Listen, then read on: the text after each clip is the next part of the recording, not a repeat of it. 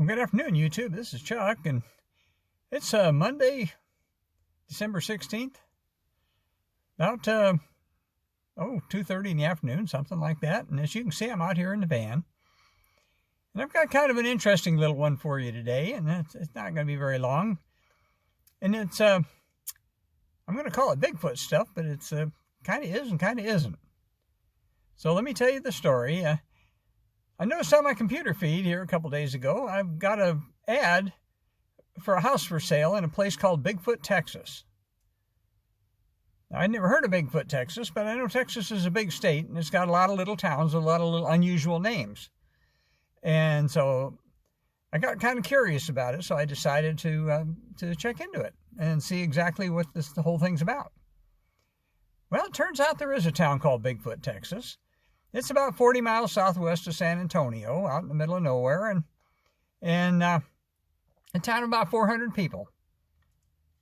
And but it got its name not necessarily from our forest friends. It seems like one of the early pioneers there was a guy named William Bigfoot Wallace, and he was a big guy, and he apparently got that nickname because of that.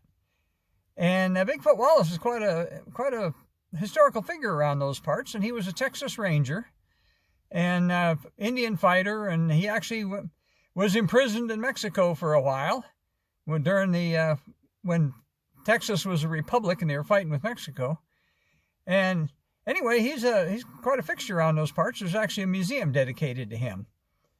Well, Bigfoot Wallace died in 1899, which would be about 60 years before a newspaper reporter in Northern California came up with the name Bigfoot to talk about our forest friends. So it has absolutely nothing to do with that. However, when I Googled it and I went there and went looking around, they have a volunteer fire department who has a website. And anyway, there's a picture there of a guy standing in front of their water tank wearing a Bigfoot costume. So they're apparently capitalizing on the notoriety of our forest friends. But the town of Bigfoot, Texas had absolutely nothing to do with Sasquatch. It was named after Bigfoot Wallace, who was an early Texas Ranger. So just a little tidbit of knowledge. I thought you might get a kick out of that.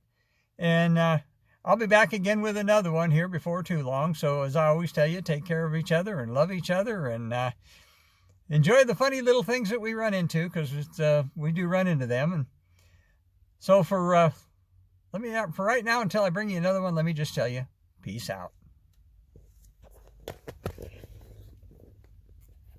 One more look at my little Bigfoot.